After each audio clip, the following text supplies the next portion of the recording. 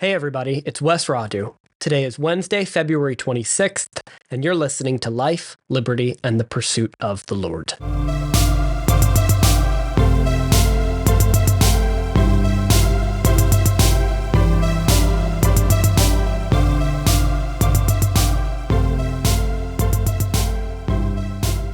Well, guys, I'm excited to be here for the second full episode of this show.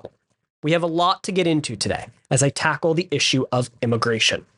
But before we get started, I wanted to mention that I do have a couple of social media platforms, most notably Instagram, where you can follow me at life.liberty.lord. I use this platform to post updates for the show, as well as just other newsworthy items that I think that you should be aware of. And over the weekend, I took the time to put together kind of a graphic, if you will, of all the various actions that Trump has taken in his first month as president. I tried to split things up into various categories so that it's easy for you to understand all of the specifics of what he's done as the head of the executive. And I thought that a good way to lead into today's show would be by reading the immigration slide that I put together so that we can just sort of set off the tone by really talking about, what Trump is doing when it comes to immigration, because there is a lot that he's done. And so with no further ado, let me start to read those items. The president appointed Kristi Noem as Director of Homeland Security, Tom Homan as Border Czar, and Stephen Miller as Homeland Security Advisor. He signed an executive order limiting birthright citizenship. He declared a national emergency at the southern border.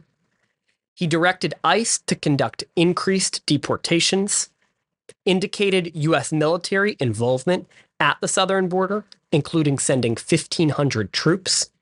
He deferred authority for deportations to state and local governments, called off tariffs to Mexico in exchange for their troops at our southern border. He signed the Laken-Riley Act into law. He pulled federal aid from illegal aliens and began flights sending migrants back to their country of origin, including to Venezuela. Okay, so there is a lot there, and we could spend hours and hours talking about each and every aspect of the president's comprehensive immigration plan. But what I'd really like to start with and spend the majority of this show talking about is the president's executive order attempting to limit birthright citizenship. That order was called Protecting the Meaning and Value of American Citizenship, and it has certainly received a lot of attention from the media, and rightfully so, because this is a constitutional issue, and it's something that will certainly move up through the courts and get a lot of attention there. Okay, so let's dive right in. We're going to take this step by step.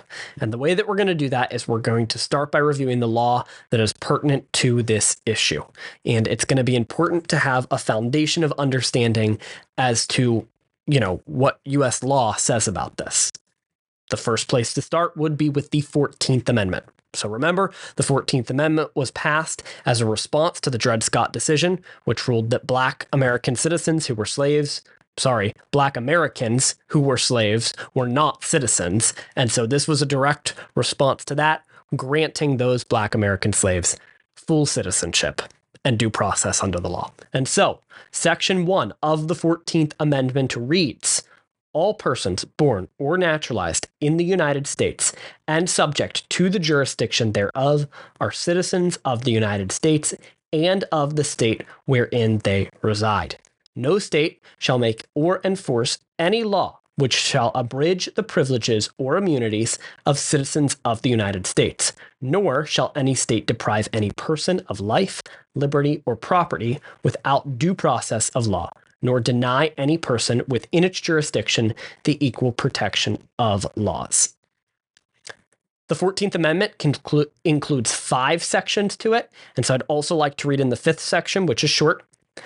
The Congress shall have power to enforce by appropriate legislation the provisions of this article. Okay, so what's all of that mean? Well, I want to start out by again saying that this was a very good amendment, right? We were doing this so that Black Americans specifically were not precluded from their rights, and that we were very clearly laying out what American citizenship looked like. So Let's look at the clauses at the beginning of the first section of this amendment. All persons born or naturalized in the United States.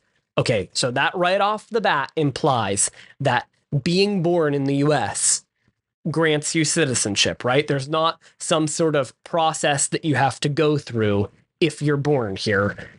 In other words, you don't have to like take a test, right? Or you don't have to provide some sort of proof at birth that you are given citizenship. However, there is a caveat clause, and this is what the episode is named after, right? Because this is going to be the pivotal thing that we focus on today. So, all persons born or naturalized in the United States and subject to the jurisdiction thereof, there's the important phrase, are citizens of the United States and of the state wherein they reside. Okay, so what does subject to the jurisdiction thereof mean? Well, in order to do that, we've got to look at some other law. Let's turn to the United States Code, which is simply the codification of all federal statutes and laws which define this issue as well as many others. So, 8 U.S. Code, Section 1401. The following shall be nationals and citizens of the United States at birth. Subsection A. A person born in the United States and subject to the jurisdiction thereof. Subsection B. A person born in the United States to a member of an Indian, Eskimo, Aleutian, or other Aboriginal tribe, provided that the granting of citizenship under this subsection shall not in any manner impair or otherwise affect the right of such person to tribal or other property. Subsection C, a person born outside of the United States and its outlying possessions of parents both of whom are citizens of the United States and one of whom has had a residence in the United States or shall of its outlying possessions prior to the birth of such person. Okay, you get the point. I could go on reading these subsections for all the way to H, right? Which doesn't explain really any of the issue that we're talking about, which is who is subject to the jurisdiction of the United States, beside these very, very specific categories, right? Which are there for good reason, to stipulate, what happens to a child who's, say, born in international waters to U.S. citizens, or born to parents that are abroad for some sort of specific reason, like maybe they're a foreign diplomat, or they are a military service member, or all these various, specific categories that we've put in place. They're there for good reason, but don't define what it means to be born here and subject to the jurisdiction of the U.S. Or more importantly, who is born here that is not subject to the jurisdiction of the U.S. I think at this point, it's probably important to define what the word jurisdiction means, considering I keep saying it over and over and over again. So according to Cornell Law School's Legal Information Institute, jurisdiction can be defined as, first, power of a court to adjudicate cases and issue orders, or second, territory within which a court or government agency may properly exercise its power. Okay, so the laws we've stated do not clearly define who is subject to the jurisdiction of the United States, but there are some generally understood categories of people who are not subject to the jurisdiction of the United States. So let's take a look at those. First, children of foreign diplomats. So say you have someone here from, the UK, right? And it is somebody on behalf of the government of the United Kingdom, and they have a child here in the United States. It's generally understood that that child is a citizen of the United Kingdom and subject to their laws and their jurisdiction, and that they're not subject to our laws and jurisdiction, and then therefore are not granted American citizenship. The second category would be children of foreign armies, right? So like an invading force. Let's just say that tomorrow Canada decided to invade the United States and they marched an army down into New York, and somehow somebody there had a child, right? 2 Canadian citizens had a child. We would generally understand that because those people are an invading force and they're an adversary, their children aren't going to be granted American citizenship because the courts aren't using their authority over that army. Instead, we're like fighting them and trying to get them out of the United States.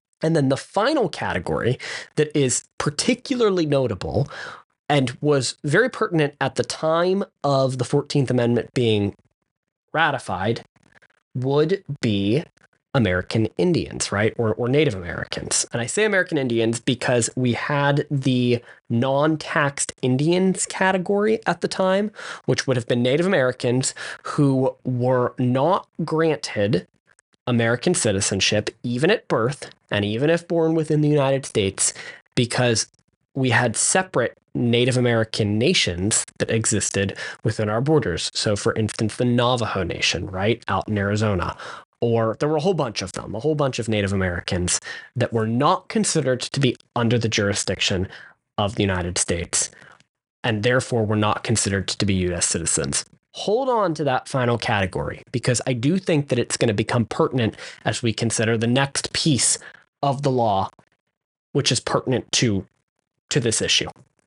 Okay, this takes us to a Supreme Court case. So, United States v. Wong Kim Ark, decided on March 28th of 1898.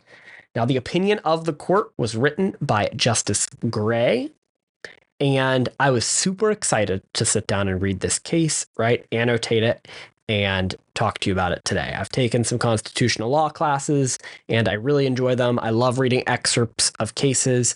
Often when you read these cases, you get like a really clear, say, 3-pronged test that you get to apply to something like citizenship. And you can sit down and you can say, wow, this is great. The court really gave us some clarification of the law here. That is not what happened with this case. This case was about 80 pages, the printout that I got here.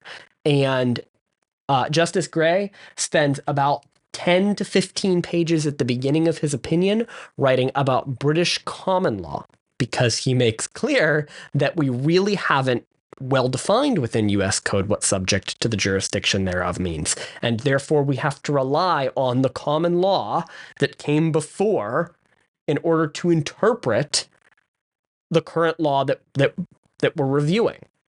So what were the facts of this case? Well, at the beginning of the case, which I printed out from the Congress Library, here is the excerpt that's given to summarize. A child born in the United States of parents of Chinese descent who at the time of his birth are subjects of the Emperor of China, but have a permanent domicile and residence in the United States and are there carrying on business and are not employed in any diplomatic or official capacity under the Emperor of China, becomes at the time of his birth a citizen of the United States by virtue of the first clause of the 14th Amendment of the Constitution. All persons born or naturalized in the United States and subject to the jurisdiction thereof are citizens of the United States and of the state wherein they reside. Okay, so that's the excerpt at the beginning of the case. Another pertinent fact is that this Wong Kim Ark, who was born to Chinese immigrants here in the United States who had not established residency or established citizenship or naturalization, I should say. This Wong Kim Ark went around the age of 21 on a temporary trip to China, and when he returned, was denied re-entry to the United States because he was told upon returning to San Francisco that he didn't have citizenship. That's how this case got to the court. And so the question was, is this person granted citizenship and therefore allowed back into the nation simply because they were born here? And the court held yes, that Wong Kim Ark was a citizen of the United States at birth, regardless of his parents' naturalization status. So let's dig into that holding. Again, Justice Gray begins this opinion by tackling British common law. And so let's take a look at what he says. Bear with me because this is a little bit of a long quote. The 14th article of amendment, besides declaring that all persons born or naturalized in the United States and subject to the jurisdiction thereof are citizens of the United States and of the state wherein they reside, also declares that no state shall make or enforce any law which shall abridge the privileges or immunities of citizens of the United States.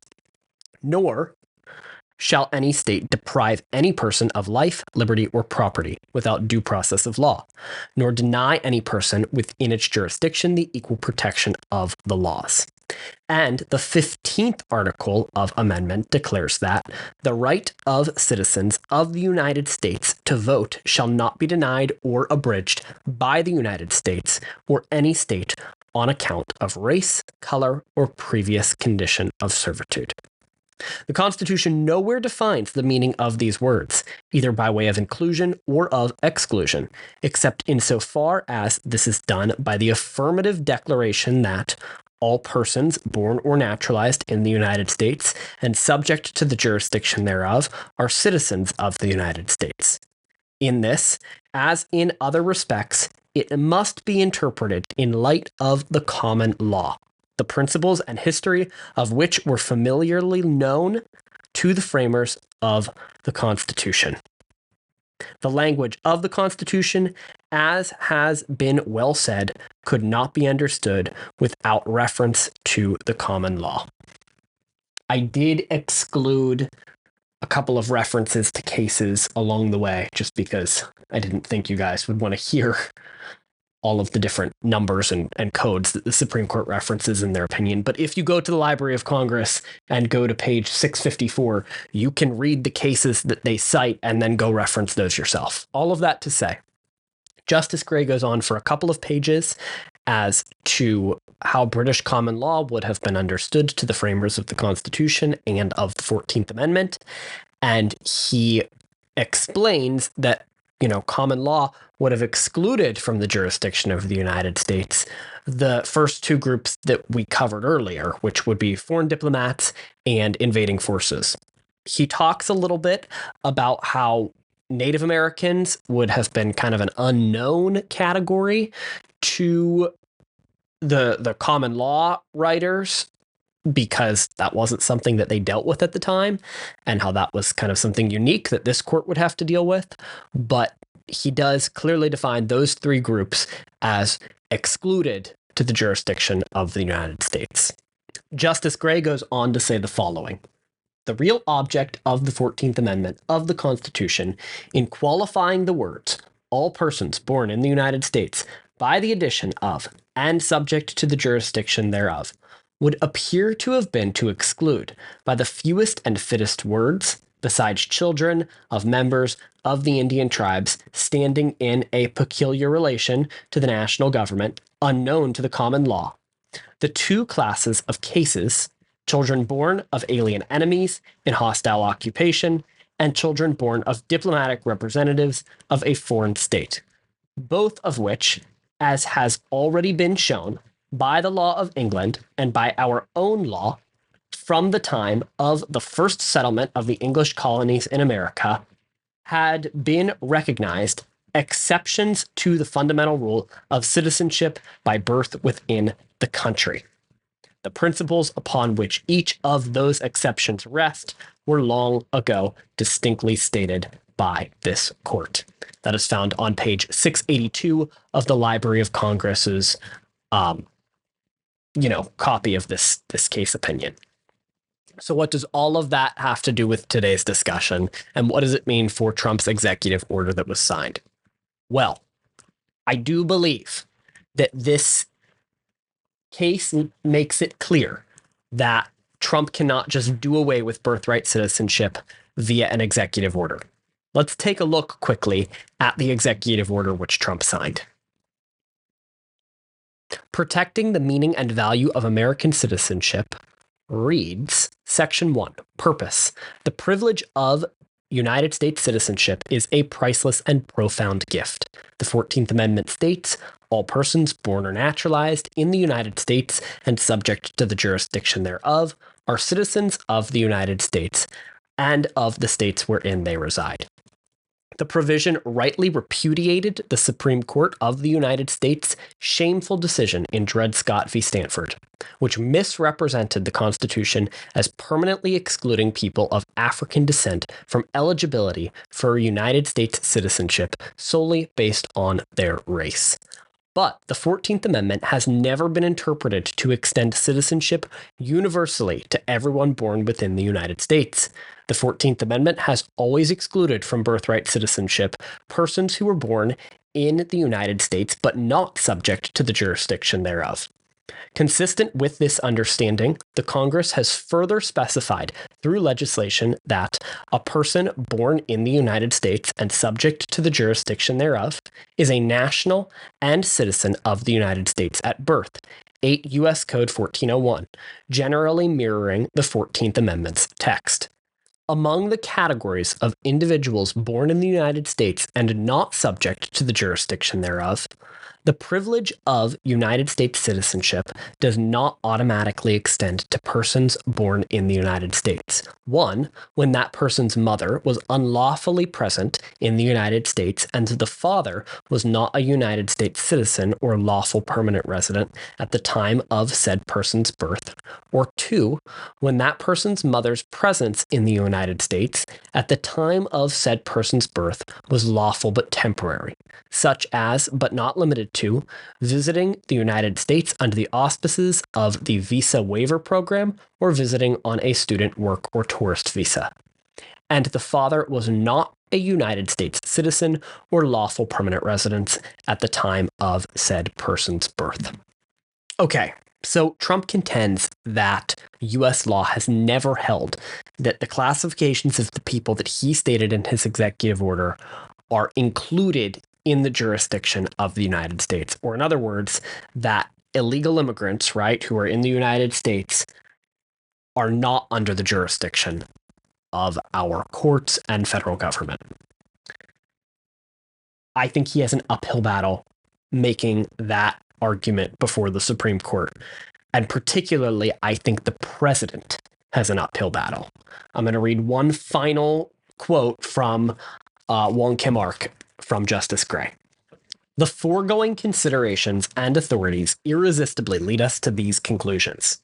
The 14th Amendment affirms the ancient and fundamental rule of citizenship by birth within the territory, in the allegiance and under the protection of the country, including all children here born of resident aliens, with the exceptions or qualifications, as old as the rule itself, of children of foreign sovereigns or their ministers, or born on foreign public ships, or of enemies within and during a hostile occupation of part of our territory, and with the single additional exception of children of members of Indian tribes owing direct allegiance to their several tribes.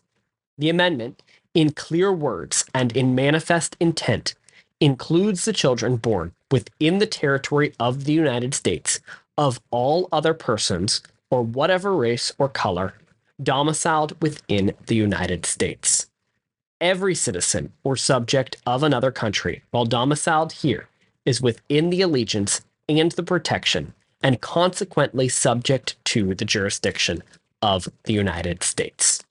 So, first of all, if you're still with me, I commend you for listening to all of these excerpts from Supreme Court opinions and from U.S. Code and the Constitution, because I know that that's not always the most riveting thing to discuss. However, I think that it is foundational to understanding that the president has an uphill battle in determining that, people are not subject to the jurisdiction of the United States. Again, his key contention was that the 14th Amendment has never been interpreted to extend citizenship universally to everyone born within the United States. And I think that in Wong Kim Ark, it is pretty clear who is not included under the jurisdiction of the U.S.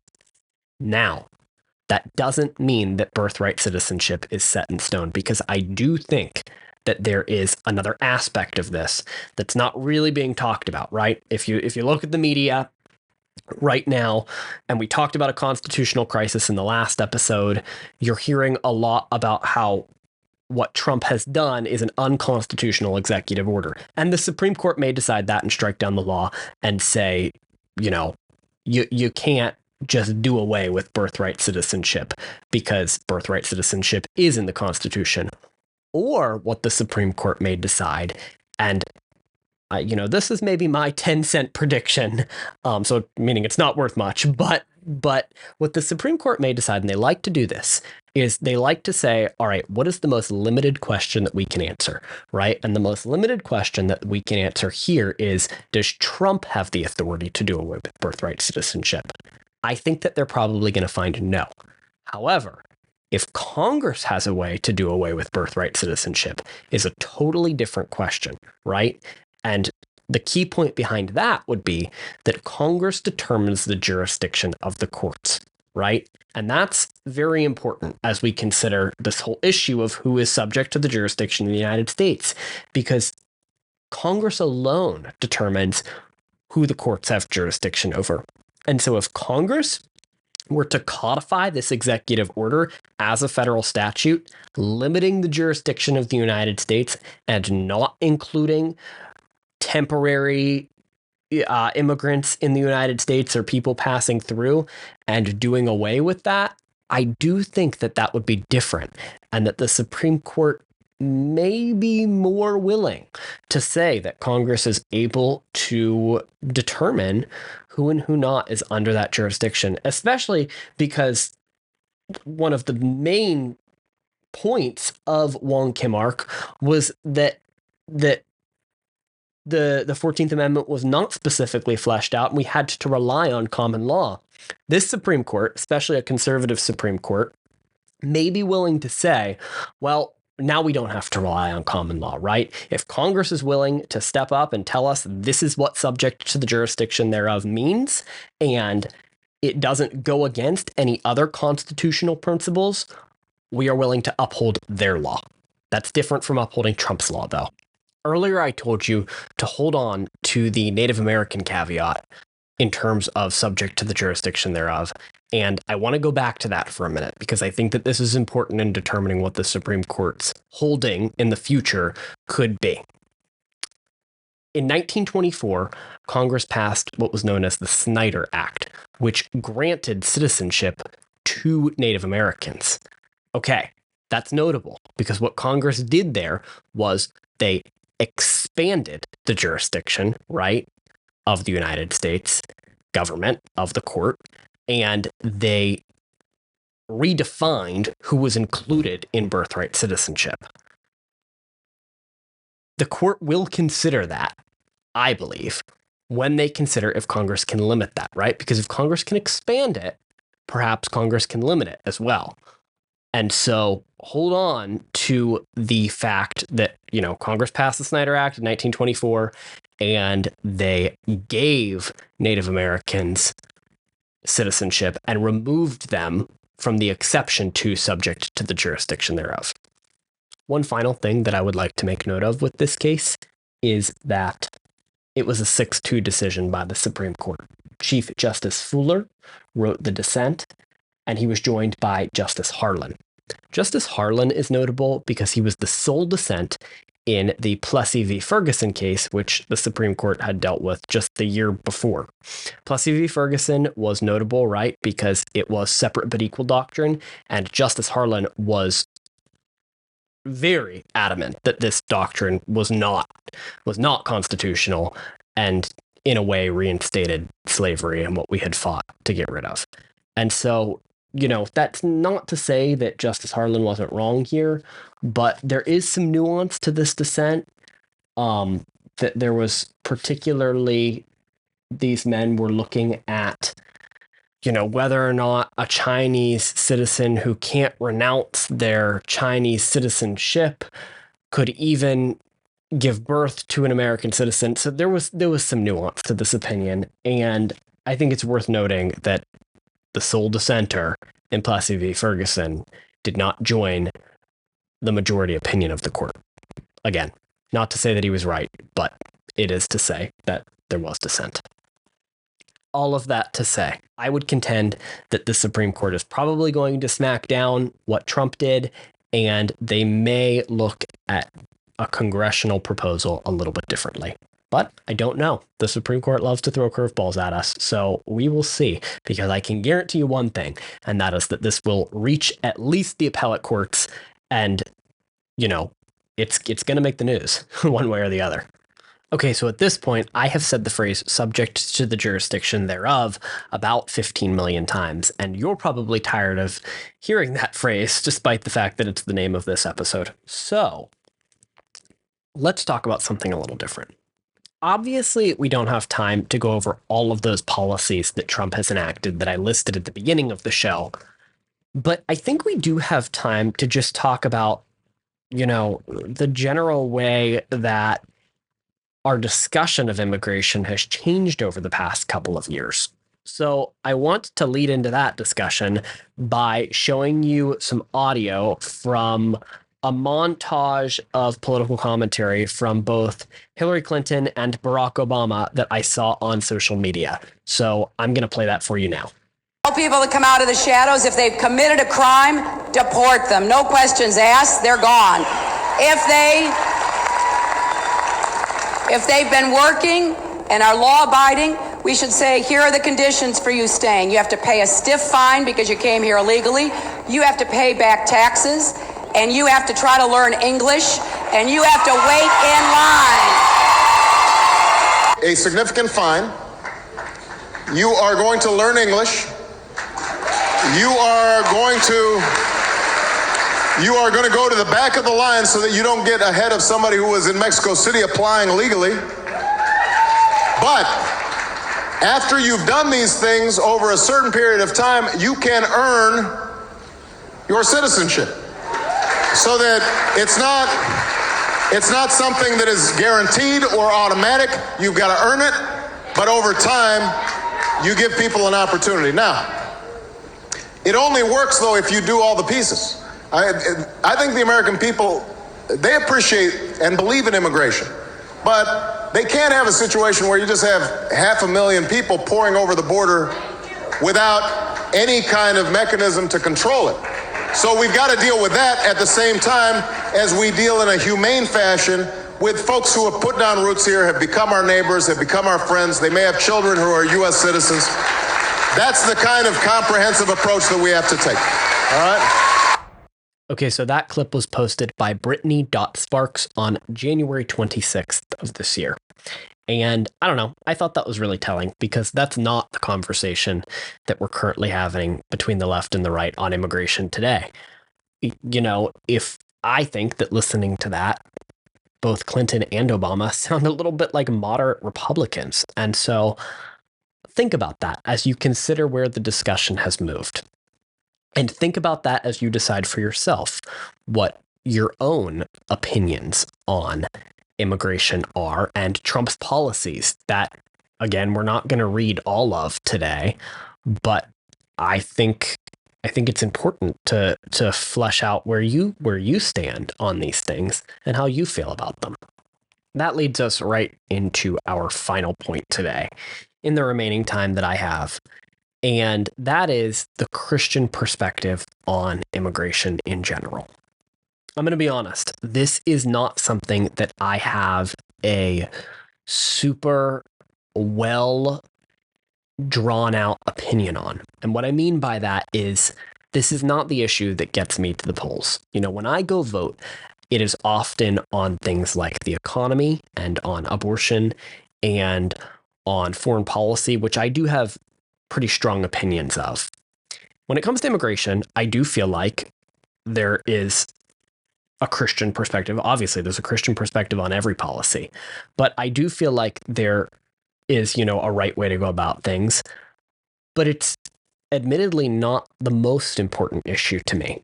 And so when it comes to Trump's rhetoric about immigrants and when it comes to the actual policy that he's enacting, I'll be honest with you, I'm kind of split on how I feel about it because on one hand, I do feel like the government has a responsibility to secure its national borders and that it's a good thing for the president to take some of this common sense action that really does have a pretty high approval rating among the general American population. However, I will also be honest with you that I don't like the way Trump talks about this issue. And I think that as a Christian, it is incredibly important to show kindness and compassion to people that are coming to the United States often for a better life. And I think that if we just blow past that, right, we're not doing justice to our Christian faith. When I think to, where this is seen in scripture, I think to two things. One, I think to Romans and the clear mandate that the government has as an authority in our lives, and the fact that the government is not the church, right? And so they're not expected to, be a charity, right? The United States is not expected to be a charity and just let everybody in who has an issue and go out of their way to facilitate easy and accessible immigration. I think that constitutionally we need to do that to an extent, but I don't think that, the government is the church. And I don't think that it's their responsibility to love everybody in the world to the extent that they just invite everybody in and have these widespread programs like Biden did, where people were granted asylee status, super easily. I'm not sure that's the government's responsibility. However, I do know that it's the Christian's responsibility to love your neighbor as yourself. And I know that scripture doesn't say love your neighbor as yourself as long as they're here legally, right? And that puts us in a little bit of a predicament as Christians, because we do respect the government authority. We respect Trump's authority in particular right now, but we also have to balance that with doing as Jesus taught us to and loving those around us. I often look to the story of the Good Samaritan, right? It wasn't the religious authorities or the people that were expected to help the man who was beat up and left on the side of the road. It was the Samaritan who was part of a different group of people who hated the Jews, right? And it was that man that showed love to the Jew who was left by the side of the road and beat up. And that absolutely needs to frame our understanding of immigration. I have a unique opportunity to live about 15 minutes south right now of Springfield, Ohio, right? Crazy. Springfield, if you're wherever you're listening from, yes, it's the Springfield, Ohio that was in the news during the last election cycle, the one that Trump was talking about eating the cats and dogs, right? And while I know the point that Trump was making, right? Because there are issues in Springfield. I can speak to those, even if they're just traffic issues, right? Where the Haitian population just doesn't know our road laws and it's causing problems, or housing laws, and that's causing some major issues.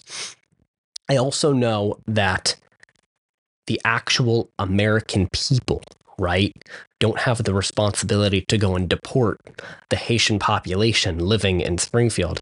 And the Christians living in America absolutely have the responsibility to go provide those people for those people and share the gospel with them, frankly. And I certainly haven't been good about that. And I would argue that the community here in Ohio probably hasn't been good about that. And so my charge to you at home would be, you're sitting at home, right? And it's one thing to support Trump's policies, to have a safe and secure border, and to make sure that, criminals aren't crossing the border, or, the big one that, sometimes gets overlooked is drugs aren't crossing the border, because that is absolutely an issue. And we don't want Americans to be harmed by, the fentanyl that is pouring over the border. However, you're not responsible to enforce immigration policy. And unless you are an ICE officer, that's not, there's nothing you can do about immigration. And we should probably, this includes me, look upon those people with compassion, right? Look upon those people the way that Jesus did. Look upon those people the way the Good Samaritan looked upon the Jew who was left by the side of the road to die. And if those people are in your circle, then share the gospel with them just as you would anybody else. And if immigration comes up and you find out that they're here illegally, you can share with them that you don't think that's right, but you're still called to love those people as yourself. And if those people are not in your circle, I would encourage you to not sit around thinking that they are bad people or that they're the problem with the United States.